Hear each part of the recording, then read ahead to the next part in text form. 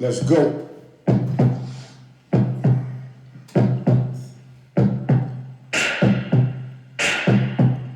Mic check, 1, 2. Mic check. Yo, we Charlem on the rise, yo, we like to get the money. It's a podcast, you can catch us being funny. Yeah, from 7 to 9, we living alive. So stop everything, this is serious vibe. Catch us on a Wednesday, steady on a hump day. Listen in your car, got the beamer or the unpaid.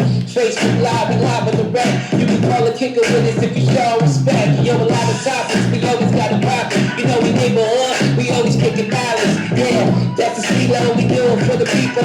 Higher than the ego, we ordinary people.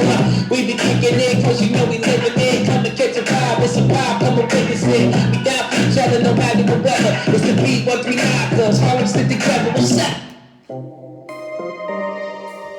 Hey, Happy New Year. Study rock is 2 minutes. Let's go.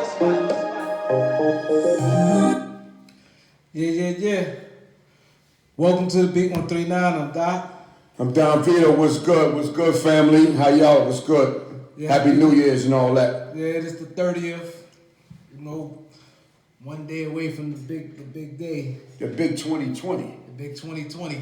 That's like, man, another decade, huh? Mm-hmm. Wow, that's big 2020, man, you know. But without further ado, you know, we got our first guest in tonight. You know, he traveled a long way through the rain and all that stuff. You know, his brother here, he want to come in and tell his story, you know. So tell everybody what your name is, bro. Hey, how you doing? Happy New Year. Mark Bishop. I'm the CEO of Afro Roots. Okay, welcome to the show, bro. Welcome to the show. So, just explain to the viewers right quick what you do and what you're about, and then we're going to take you from there. Absolutely, man. And Don Vito, appreciate you having me on. Doc, appreciate you, my brothers. Yeah. Welcome. So Afro Roots, what we do is genetic ancestry testing for people of African descent. We're the most accurate DNA test for black people, basically. So what we can tell you is a percentage breakdown of your ethnicity using your genetics of the different ethnic groups in Africa that you come from. And basically we're able to, you know, tell our people who we actually are, where we're actually from. And I can go in depth about how, you know, the other options are a little bit different in what they offer. But what we offer is really unique and really special for our community. Mm. So where you from? Yeah, I'm from Jersey. From Jersey. What part of Jersey? Don't hold that against me, by the way. No. It's black is everywhere, man. Exactly. We international, baby. I think you're from Brooklyn, though. No, I live in Brooklyn. Yeah, we're based out of Brooklyn with Afro Roots. I'm from a town called Westfield, New Jersey. Okay. Yeah. So what was life like coming up as a youth, as a young kid? That's a good question, man. So, you know, I had a single mother and everything like that who raised my brother and I. My father was in Newark my whole life, damn near. So, you know, I was kind of back and forth between the two towns. And then, you know, my mom's a French teacher. Mm-hmm. So when I was in 8th grade, like my brother, my mother and I never left at least the United States or even the East Coast.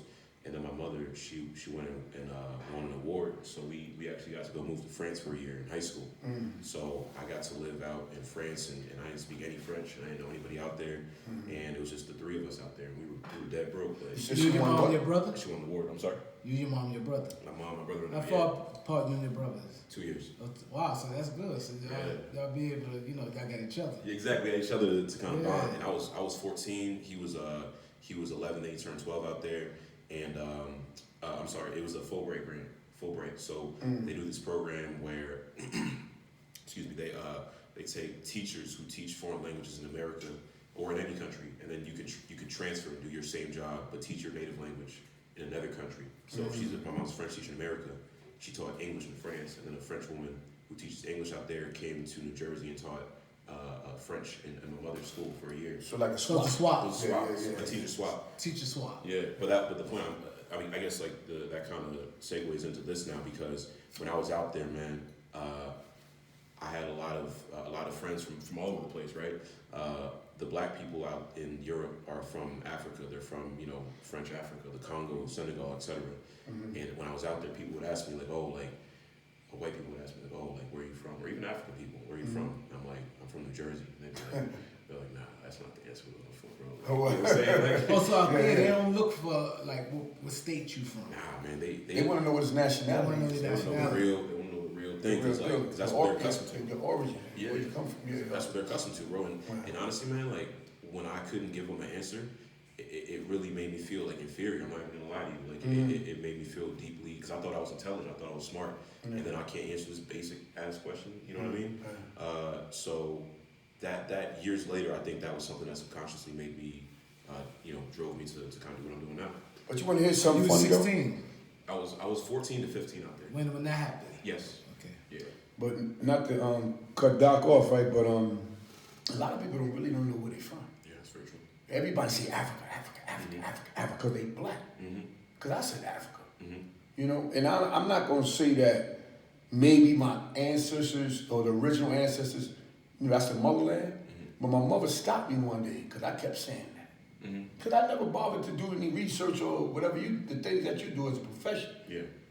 But she told me what the meaning, where my last name came from. Because my last name is French. Okay. Boisseau. Okay. So she was like, she told me about my ancestors because she did it. And she said my ancestors are French Indian. You know what I'm saying? So I'm like, dang, all this time I'm just going by the black African, I understand the stories and everything, but she really checked me on that, you know? Yeah. And she know better than I know, so I was like, I got a different feeling. But I still would like to go, and I probably talk to you after the show a little deeper into that, because being that she said that, I want to know more now. Yeah. You know what I'm saying? So, absolutely. So how does, I don't want to get right to the test right now. Still the upbringing. Now you're 14, you feel deeply bothered. another country. Yeah. Not be able to provide the answer. So what was the next step after that? Man, I was just out there. I finished up the rest of the year or whatever, just learning French. Like now I speak French fluently, man. I didn't speak it at all before. I made a lot of friends out there.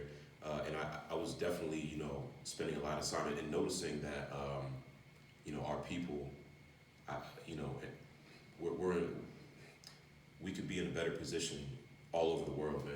Like out in France, I had these people I was real tight with. It was a Congolese family from, Congolese meaning they're from the Congo, which a lot of actually Asian people are actually people from the Congo as well. When you do the genetics looking back. But anyway, so I didn't know anybody that had it like as bad as they did out there.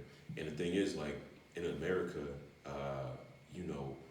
you could be from a tough area, you know what I'm saying? You can come from a tough, socioeconomic background or whatever. And then, you have to work real hard, but you could potentially get an internship, which is what I did, and then get into like the financial world or get into whatever industry you want to get into by doing these internships. But in France, they don't have programs like that.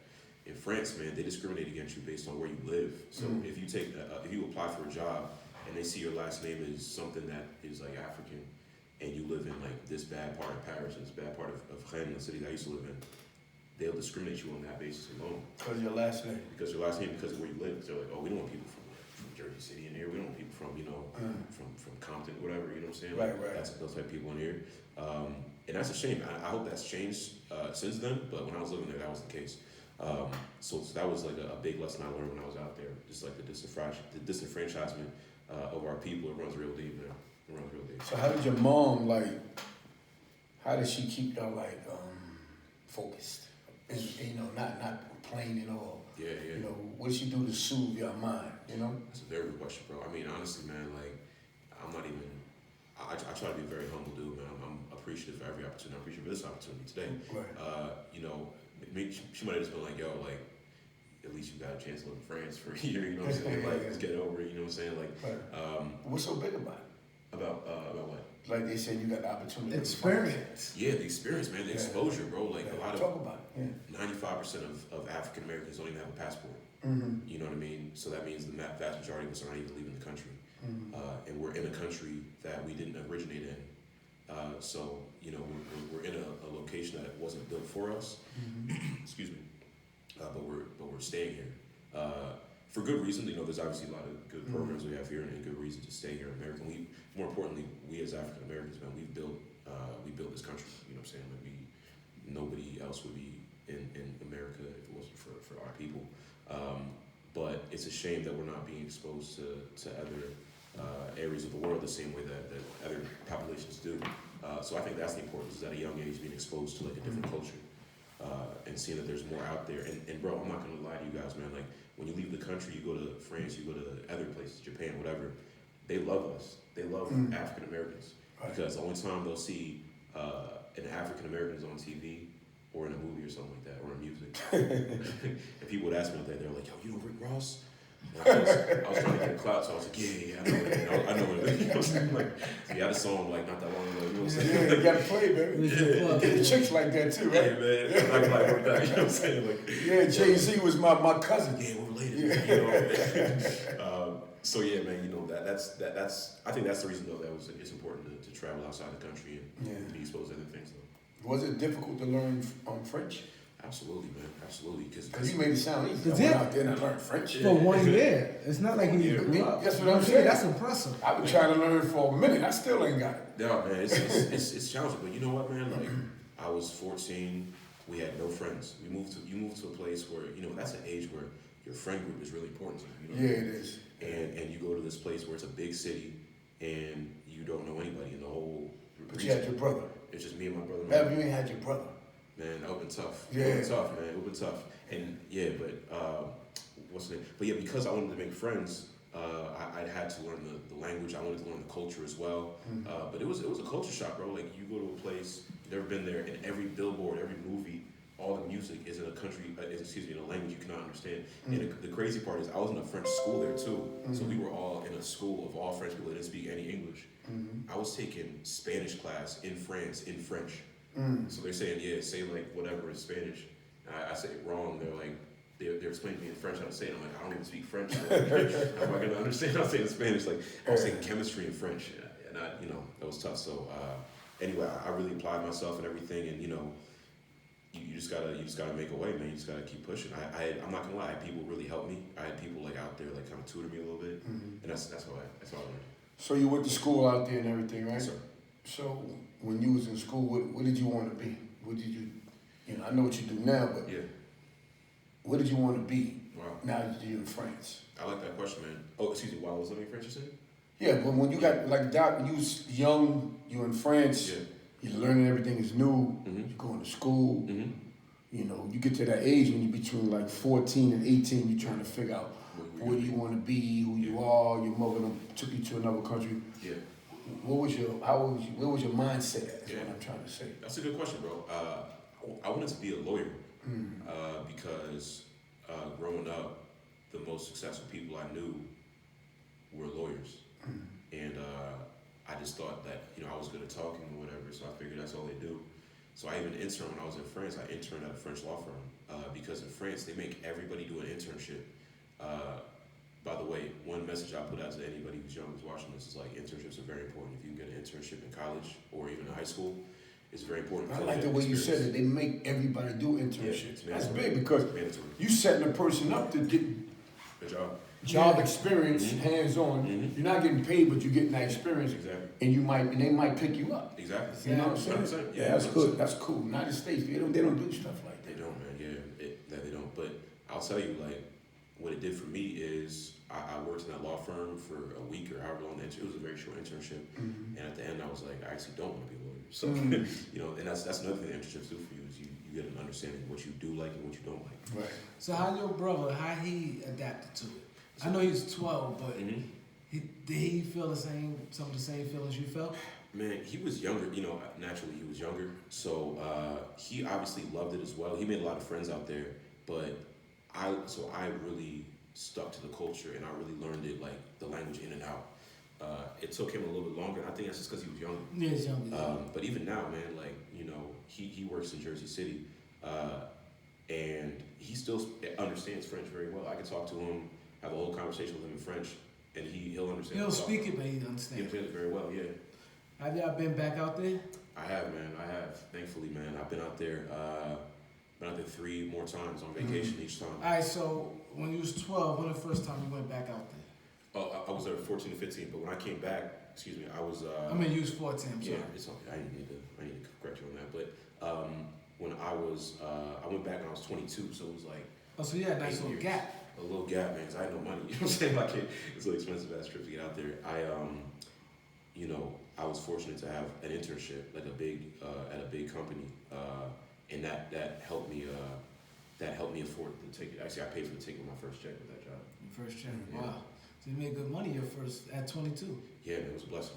It was a blessing, man. Yeah, that's a good thing. It's cool, man. And look, if anybody, I worked in financial services, so like the financial services industry, especially like investment banking, those type of jobs, when you're an intern, they do this thing called a relocation check. So you get interviewed, you get the offer, and then you say, I want to take the job or don't take it. And if you say take it, they just send you a check out the gate for relocation. So if you want to move to New York or move to wherever the job is, you can use that money to get an apartment or whatever. Right. Or they say, you can just take that money and do whatever you want to do with it. So I'm like, all right. Wow, so it's a relocation check. So what would it be, about a couple grand? It was a couple grand, man, yeah. Wow. It was a couple grand. That's a big company then. Yeah. Anytime a company willing to do that, just give a check, not knowing how long you're gonna be there. Yep. They're taking a risk. That's real. That's But real. you ain't work a day. I didn't work a day. I could have. Wow. Yeah. Who knows, man? But yeah, it worked out, bro. Like, Yeah. so that was my first trip out there, and then I went back. I went back another time, and I went back. The most recent time was 2017, and my mother. It was her first time. Excuse me. It was her first time going back to France. She'd never been back. So I got a chance to hang out with her out there and everything, and show her like all the friendships I cultivated over the years, and that was a real like surreal experience. So your brother, did he ever go back? No, he hasn't been back yet, man. All right, so how long you stayed each time you went? The first time I went back, I was in college, so you have like long breaks in college. So I was out there for like three or 4 weeks. Oh, so you was out there for a good while. Yeah, and the whole time I'm staying. So have you seen anybody you knew from when you was 14? That's all I keep up with, man. Like I was keeping up with everybody I knew from back then. And one thing is like I stayed in touch with people of very like different backgrounds. I wasn't just trying to see like people who had money or whatever. Like I was trying to see the people everybody I was friends with. Like I'm like, this is an experience for me. So it's a funny story. I went back there in 2016. The second time I went back, I stayed with that same Congolese family I mentioned earlier. I stayed with them. My first day, I went from the Paris airport to the projects outside of Paris in this area called 9-3. So that's how they divide the like the ghettos out there, whatever you want to call it, the neighborhoods out there. So I went from like the Paris airport to like the hood basically with like all my suitcases, and then I was there for like a couple nights, and then I went from there to another friend's house who lives in the second richest neighborhood in Paris. Wow. Paris is beautiful, I heard. Yeah, it's real nice, man. So they got a hood everywhere, though, huh? Everywhere. So how beautiful. So Paris, out of all international out there, Paris supposed to be like the top of the line as far as views. Yeah. And things like that, right? Yeah, that's what they say, bro. Like, but honestly, man, like, I went to Lagos, Nigeria, and it was beautiful too. You know what I'm saying? Like, it's cool. Like wherever you go, as long as you're traveling, as long as you're seeing something like different than what we see here, as long as you're being exposed to other things, that's all that matters, bro. Like, but not Paris is nice. Like, all right. So now you were at your job. Yes. What makes you get to the DNA testing? It's a good question, man. So I mentioned Lagos, Nigeria. So a couple years ago, I was just interested in that question that I'd never found out the answer to, where I was from. And a friend had a company in Nigeria, a startup out there, and he's an American dude. So he raised some money, like over $1 million for his company. He was 25. So I'm like, all right. And he was telling me all about it. Like, yeah, I know this business person, and like, I know this, like, president's nephew, whatever, you know what I'm saying? I'm like, all right, well, when I go to Africa, clearly you're the person to be connected to. Clearly you're the one who I want to link with. So, yeah, shout out to him. But I stayed out with him, and he happened to live in Lagos, Nigeria. If he told me he lived in Ghana, I would have been in Ghana. If he told me he was living in Rwanda, I would have been out there. But he happened to be there. So I went there, I visited him for like, 2.5 weeks or so. And I saw a real different side of Africa. I saw a side that I wasn't really expecting to see. I saw like the business out there, man. Like I saw like a lot of very successful people out there. I was like the Minister of Finance's nephew. My like third day there, I was in a meeting with the chief economist for all of Africa, or at least Western Africa, for PwC. I was meeting all these, these powerful people sitting in these big meetings, and I'm like, all right, like there's a lot of money being made out here. So check this out. Here's a story I think that dovetails into why I started Afro Roots, or it speaks to it. I was in a meeting at one point with this Nigerian investment bank. I was just there accompanying my friend who was he was signing something with them. And the brother who was working there, he's Nigerian, he looks at everybody in the room. On my friend's side, it was mostly from his company. It was like, white people basically. So he looks at those people, and this man's Nigerian, and he looks at me, and he goes, "We want to see you here more often." And little did he know, I was the only person who didn't actually even work for that company. I was there visiting. But I'm like, all right, there's a lot of money being made out here, and the people of Africa, the people that are here, they're doing business, they want to see us come back. They want to see us do things. They want to see us do business out here. There's a lot of opportunity, bro. I got a lot of stories I can tell you about with like the business being done out in Africa. So anyway, when he told me that, it kind of put like a burning in me, and it made me really rethink. In addition to other people out there saying, "Oh, you're probably Yoruba, you're probably Igbo." I can tell by your face. I'm like, everywhere I go, any African person I meet, they're gonna say you look like you're from somewhere. So, I came back and I was like, all right, how do I figure out where I'm actually from? Because I did my research, and the companies that were available at the time, they weren't gonna tell me the information I was looking for. I wanted to get like a percentage breakdown of the ethnic groups in Africa that I'm from, because you take a DNA test and you find out that you're 20% from Ghana, 18% from West Africa, or whatever, however they want to break it up. You're from this percent from Nigeria, that percent from Senegal, even if they can go down that deep. The fact of the matter is, none of those countries were all created by Europe, and those countries didn't exist until 80 years after the transatlantic slave trade was over. So 80 years after the last slave ship took people from Africa and captured them and put them into America, 80 years after that was the Berlin Conference, which was in 1888. And that's when Europe said, okay, this is Rwanda, this is Nigeria, this is Senegal. And it was European people who did that. Nigeria was for the English people, Senegal was the French people, you know what I mean? So why would I pay you $99 or however much money, and then you're telling me something so vague? You're basically giving me a very vague answer on where I might be from. So that's a big differentiating factor between what we do, because what we are able to do is tell you the ethnic groups that you're from. So, you're this percent Yoruba, you're this percent Igbo, you're this percent Isan, this percent Fon, etc. And then in our app was designed 100% by actually, I feel like I'm getting a little bit ahead of myself, but I'll say this last point. Our app was designed 100% by African software engineers, African software developers built our app. And what you can do in our app is you can tap on each ethnic group that you get your results for, and we'll tell you the history of that ethnic group. We'll tell you the food that they eat, where they live in Africa, where they live outside of Africa, how many people are in that ethnic group. Because a lot of us, man, like we can feel very siloed, man. We can feel very separated, and that's by design. I'm from Virginia. I'm from New Jersey. Like, we don't mess with each other. You know what I'm saying? So let's take So it where back you for a from? second. Please. So we're going a little bit ahead. So Yeah, my bad. so what you're saying right now? What is the process of? Say I came. We want to check out. We want to know where we from. Sure. Is it like you give a consultation? What do you do? How does it go? Absolutely. So we do a DNA test. So basically, you can go to our website, afrorootsdna.com. On the top, there's a section that says find your heritage through Afro Roots. But honestly, like I would recommend all the viewers to just check out our website, get as much information as you can before you make a decision. That's what it's all about. I don't want to lead anybody astray.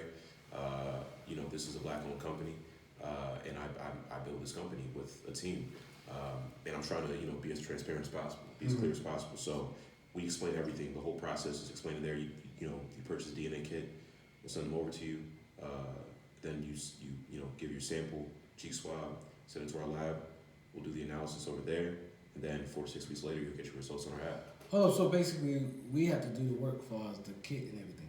No, you order from our website, and we're technically doing the work and sending it to you. okay. Yeah, we're sending it to you like in the mail. And then we swap. So you don't think it's best if y'all sit there and do the swap instead of somebody maybe end up messing it up or anything like That's a that? good question, man. I mean, we have instructions in the kit, but like we had a pilot program earlier this year. So our first customers, that was this year, so we can like prove the concept basically. We did like the spit kit, so people spit in the cups and everything like that. I'm not gonna lie, man. It felt very awkward being in the room when people were spitting the cups, man. Like my boy over there spitting the cup, and I was there with him, and I'm like, this feels kind of awkward. So I wouldn't want to be the one who's doing all that. You know what I mean? I'd rather let people do that on their own time, even if they want to wait a little bit, if they want to be patient, whatever. That's totally fine.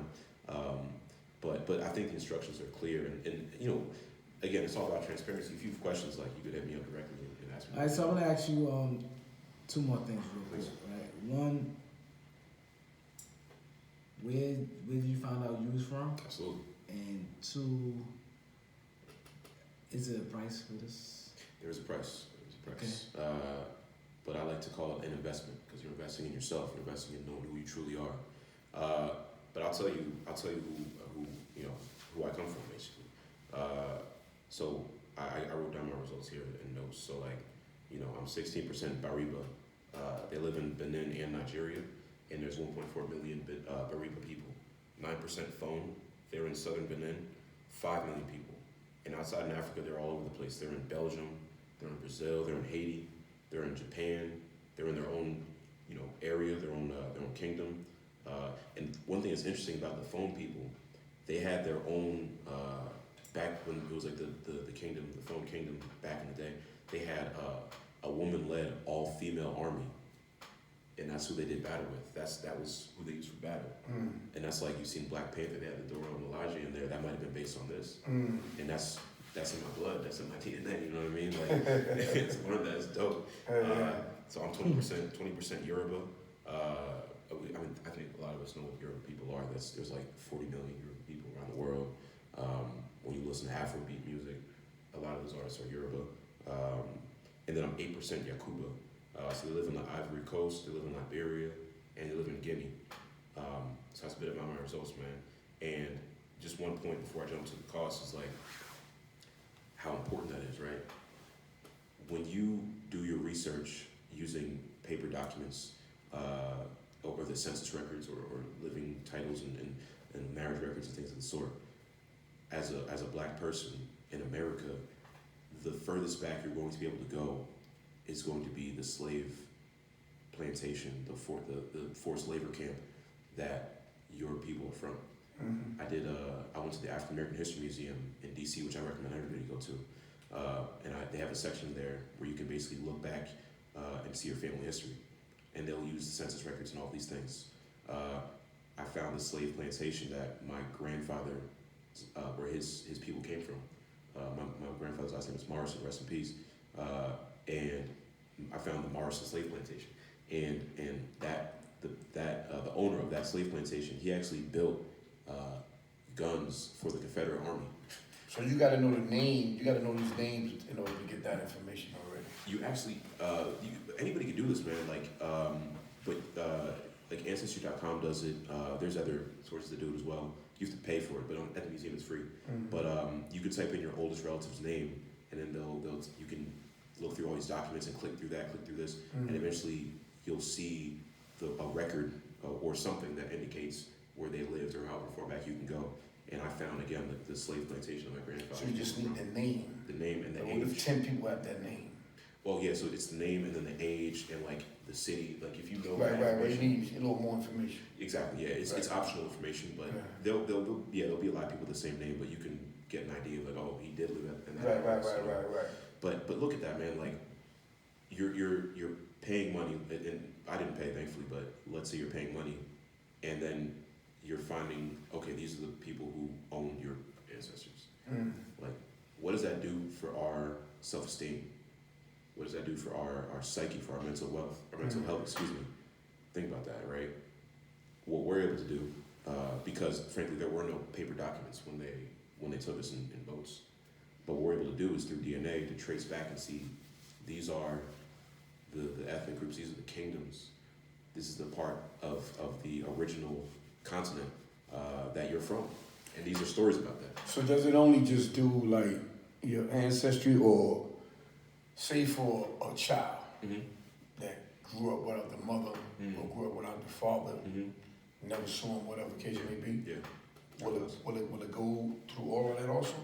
So like, you mean for like paternity, like? Yeah, say if a kid never saw their mother or father. Yeah, like yeah, that's. Does that or it just goes your family for as last name stuff? For right now, what we do with Afro Roots is we're able to tell you just like the ethnic breakdown Yeah, of who you breakdown. are. Right. But we are actually in the process of developing out like a family matching type service, where you'll be able to, you know, if other people do DNA tests, you'll be able to say, okay, like I'm gonna be related to that person or this person. Mm-hmm. That's a big undertaking, and it's something that we're already in the process of doing the research for, and you know, you have to research these things for your. So you say you got an app? Yeah. Who designed the app? Who built the app?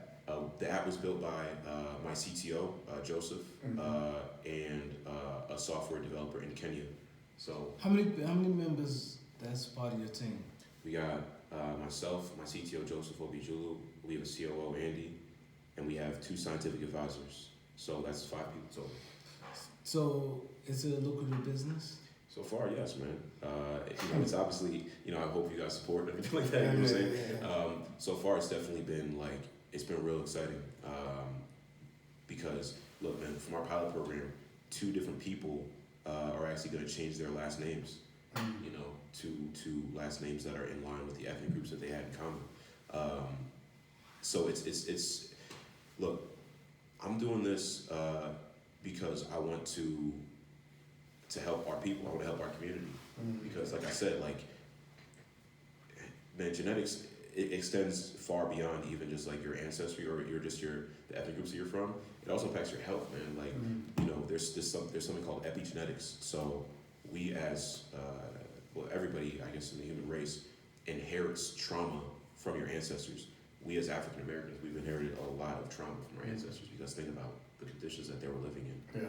You know, from it being in a dungeon to being, you know, in a boat where you're, you know what I'm saying, it's dark. You're piled, they literally piled on people on top of each other. A lot of people died. A lot of people didn't even make that trip over. Right. People were jumping over the boat, but often people were just dying in the areas that they had people held in. And then you get to America, and they're forcing you to work, you know, all day. You know, and if you don't work enough, they're doing terrible things to you. So the point being, that's trauma that actually is passed down to our genetics. And I think, man, like that might have some type of impact on Black people's mental health. Might have an impact on high blood pressure, on the diseases that we deal with. So is it a lucrative business? It's definitely a lucrative business to get into. Is that important? Absolutely, because I need to keep, you know, the lights on and everything like that. But what's just as important, if not maybe more so, is the difference that we're actually making in the community, and that we're actually helping people. So let's get to the fee Can now. you get your Yeah. social media links? Absolutely, man. Now hold on, let me get the fee. Maybe you asked him about the fee. Oh, yeah, I never said the fee. It's $180, but for everybody listening to this today, we have a discount code. It is The B139. that's That's the it. discount That's code. it. Yeah. There it is. There. 139. That's it. That's right. That's funny, man. Like how you know better than I did. Now the fee, so it's $180, but we're giving a discount for anybody who's listening to this podcast today. Thank you. So you need to give people your social media 100%. links so they can know where to find you and get this thing going. Absolutely, man. So at AfroRoots.DNA is our Instagram. The website again is AfroRootsDNA.com. I don't want to say period. And then if you want to reach out to me directly, you can email me at afrorootsnyc@gmail.com. So it's Afro like the hair, Roots like the show by Alex Haley, and that's the name of the company. Support this man, people. Please Can you tell him what your support. name is one more time? I'm Mark Bishop, man. It's a pleasure being here today. And can you tell him what's the #1 podcast show in Harlem? Man, that's the B139. There it That's is. right. Support this man. Exactly. Thank you, brother.